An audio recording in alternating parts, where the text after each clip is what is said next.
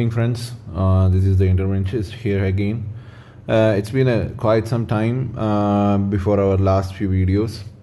So this one specifically, as I promised to a few of my friends who are appearing for the different GCC country exams. This one, as it is titled, this one will guide you through the process. So this will be released in a few parts because it is impossible to do it in one video, and I don't want to bore you guys with the stuff. Okay, so first part of this video that is today, I will share you my experience and my friends' experience with various examinations like DHA, QHCP, Oman board and Saudi board. So none of the videos in YouTube has such description there. So hopefully you guys can share this video with your friends and colleagues and put some like here, so that I can go ahead with the next video as soon as possible. So without further ado, let's start. So I just want to show you, because my computer is on repair, I am using my tablet to record all these videos, and this is recorded from an S8 tab, and you can see it is a very interesting tool for learning. So I have few pointers here. So I have some good spotter images kept in one side, and I made a note. My handwriting is not that good, so all these notes are prepared based on American Board of Radiology questions. So I use the diagnostic radiology module of American Board of Radiology. You can Google it and you can get it from online. You can search for board vitals if you want. So let's go ahead and start the discussion now. So guys, making a slide was not on time today. So I thought of writing out the things which I remembered among when I have discussed with the various people in our online group, which you are now, if you are not a member of that group, please join it. You can search for DHA, HAD and OSMB in Telegram. You can see that group. Sometimes it is invite only, sometimes it's open. Because of spammers, we tend to keep it open and close or in between. So regarding the job, so in our country, in the Middle East, the main jobs are between hospitals and clinics. In different countries, this ratio varies, but usually in the most sought out job centers like Dubai, Abu Dhabi, Sharjah and Qatar, these countries, the number of clinics are actually more than that of hospitals. So each hospital will have either private or public, and clinics are usually private clinics. And in some countries like Qatar, they have government-owned clinics, which comes under various organizations like they have a family health clinic system, and they have Hamad clinic system is there. So these two are different entities, and securing a job in a government sector is very lucrative in countries like Qatar and Dubai, because most of these jobs will come with very good perks, and they will include benefits like child care, which includes the fee of at least 2 children between 6 to 12 years of age, which is a very huge relief. And plus they will give a very good package for your stay, etc. Even though the salary tends to be a little bit lower than compared to the private sector hospitals, but the work hours are relatively not chill, I cannot say it is chill, work hours are relatively less, because you will get 2 days off in a week, which is very significant even given the workload of various private public hospitals in countries like Qatar. So and when you compare that with private sector will have a fixed work schedule like 48 hours per week. So you have to maintain that 48 hours, and in a hospital it will be like shift based, like what we do in our country itself. So that's the thing. So in public hospitals, that shift might change, but you will have to take night duty and all. One more advantage which I found out is that in public hospitals, especially with Hamad and all, very standardized system of practice is there. where they will give you allowances for even attending international CMEs, presenting papers, etc. So this will give an add-on tickets plus other benefits, which depending upon your category, it varies from economy, premium economy to business class, depending upon your level at that institution. So coming to the next important part, where and which post you can apply as a radiologist who has passed from any third world country, including India, Pakistan, Sri Lanka, or any other third world countries, Asian countries in general. So you can apply as generally as specialist unless until you have an experience or a fellowship or similar sorts with CCT registration, that is a basic registration of completion of course or completion of training from the US, UK or New Zealand and Australia. If you don't have that, you cannot apply for consultant post. So between the specialist and consultant, there is a significant difference in pay. So a consultant with maybe 3 years or 2 years experience from a country like UK, if he comes and joins a Middle East hospital, he will be welcomed in a grand way, and he will have almost 50% more pay than a specialist, which we, including me and you, if you go to a hospital with even 5 or 6 years of experience. So the maximum which we can move ahead will be a post called senior specialist post, which these countries are actually made or these hospitals have actually made to keep on or retain a very good doctor with them. So there is no compulsion that they will promote you to senior specialist. They might give you a contract specific renewal benefit, which will be given only at the end of every contract, which will depend upon your country, your company, and so many other factors. For example, I'll tell you one simple example. So Mr. Dr. A has joined as a specialist in a country where there is a rule that if after his end of contract, for in his case it was 2 years, ideally the contract will be between 2 to 5 years depending upon the company, there will be no increment in between. So that you have to understand. Only once you have finished your first contract, the next contract will carry on with an incremental plan. There will be an annual appraisal based on the number of years of experiences which you have given. That is strictly based on company's policy at the time of rehiring you. So they have to know that you are useful for the company for the time being. So if you are not meeting certain criteria, they might not even renew your contract. So remember that this job is not permanent, it is a contractual obligation. So that is one important thing we have to understand. So after 3 years you work there, and after the 3rd year you are applying for a renewal of contract. On the 4th year they might give you an appraisal. That is the only expectation you can make. Now coming to clinics, there the salary is a little bit different. Salary might be on a lower side. Say if the companies usually offer around 30k, I'll come to that point at the end of the discussion today, otherwise we'll lose time on that. So in certain countries like Oman and Kuwait, if you have 8 to 9 years of experience post MD, you might be eligible for a senior specialist job there. But I will remind you again, this is only applicable with government jobs there. In clinics in Kuwait and Qatar, Kuwait and Oman, they don't pay you anything extra for your services in outside the country. You cannot get any excess pay anywhere in the private setup. They will not pay you anything too much. You cannot expect too much. But if you are very good in your trade and they know you very well, they might give you a better salary option, as I described earlier. Now coming to finding up a job in these countries, which all websites or which all way you can do. One is job hunting locally. That will be a best option for you guys if you can afford to go there, travel there, meet up with the HRs of different companies or organizations. You can do that. That will give you an in-depth assessment of your own thing. Like instead of jumping the guns, you can just go and see whether there is a scope there, what is the options available, will it be a better thing to move there right now, whether I will be getting a job with what I have right now, what will be the pace. Similar things you can get a clarity. You can approach majority of the hospitals and majority of the clinics. They will allow you to approach the HR. You can drop your CV. or drop a mail to them. They will, if not they call you immediately, they will someday call you back. That's what happened with my friend.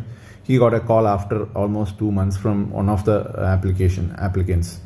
Okay, so that is how it works. So I'm still waiting. Now the websites which I choose is Indeed. Indeed is a very good website where you can get a recent updates from almost all countries. Similarly, you can do through your contacts in LinkedIn, which is also good. And then you have websites like Trapjo, which is specific for Qatar. And there are other country specific websites for job opportunities. You can go through those. So you can just Google it. That is the simplest way. But mind me, you should always check the date of that advertisement. If it is more than 2 months old, then don't bother applying for it, because already so many people have applied for it and they have already considered and shortlisted some candidates. Okay, that's another thing. Now coming to salary and packages. So this is very important because everybody want to know how much you will get, how much you shall get. This might vary, I might be wrong, but like I have gone through at least 10 companies, maybe 3-4 agencies, and some 3-4 agents. So from their response to what I asked for and what I understood from 2 countries, that is from Qatar and Dubai, what I understood was this is the basic pay scale you can expect. So this is all in INR, not in Qatari Riyal, or Dubai dirhams. So for a specialist, you can expect somewhere between a salary range of 6 to 7.5 lakhs. Mind it, the salary includes your basic pay. So this includes your basic pay. It also includes your housing rent allowance and miscellaneous. Okay, so miscellaneous might include sometimes they will pay you your children's benefit. They pay you something. Some companies like Aster, Kim's and all, they have something called CTC or CTQ or something. I forgot what exactly it is. It will be mentioned in your contract. Like they try to include all those benefits, including return, air ticket, airfare, everything in the contract, so that you will not get confused with it, and you can ask for a bargain based on that. So even with everything, the minimum salary scale will be somewhere like 6, and the average higher salary range will be 7.5 lakhs. So you would have been expecting somewhere between 7 to 10 lakhs, but that is not the scenario right now. It has changed. But mark my words, don't go for a salary less than 6 lakhs, including everything, because you cannot survive, or you might not make any savings out of it, because it's a very damn expensive places to live compared to India or maybe Pakistan. I don't know. You can just think like that. So I have went there. I have experienced all these things. I have seen how much expenditure happens for you, especially if you are planning to move in with your family. This is not going to work out well for you if you get a total package of less than 6 lakhs. Or you can take this as a guideline. You should be getting at least 30,000 Qatari Riyal or 30,000 Dubai dirham. Doesn't change much, because both countries have similar experience, similar expenses. In other Middle East countries like Oman and all, the expenditure is a little bit on the lower side, but in places like Muscat and all, again it is pretty expensive. There you can ask for a salary of around maybe 2,850. You can go up as low as maybe 2,700. So you should be already knowing by now that the value of those currencies are a little bit on the higher side. So make sure that you get at least this in private sector. In government setup, what happens is that they give you additional benefits, like sometimes children support and all. If it is given, you can maybe reduce it by maybe 10% or maybe even up to 15%, because that will be covered by the government themselves, and the work hours are also very less, as I mentioned earlier. So this is what my take on this is. So if you have a senior specialist option, they're available. The salary range should be between 7 to 9 lakhs. and mind it, it will be only in government setup you will get this mostly. In private setup, you will be either treated as a specialist or a consultant. So in a specialist category, you can get up to 7.5 lakhs. In a consultant, the starting pay scale will be somewhere between 8 lakhs, and it can go up to 12 lakhs per month in INR. So you can just calculate it using Google Pay. Not Google Pay. Yeah. Now everybody was in the group were asking whether or not we can become consultants with an Indian degree. The answer is yes and no, and why you should do that. Why you shouldn't do that with an Indian degree? I'll tell you why. See, if you are an Indian degree holder or an Pakistani degree holder with either FRCR, MICR is now out of the question, RANCR, ADIR, etc. What you can do is you can go to those respective countries. For example, if you have FRCR, you are now eligible to work in the UK as starting level, as a starting grade, as a specialist or something in their criteria. And the salary is almost similar to the GCC countries right now. Mind my words, it is similar, almost same as GCC countries right now, even after you pay the tax, etc. And I don't know about the education system and all there. I think in UK, your child will get education support from the company.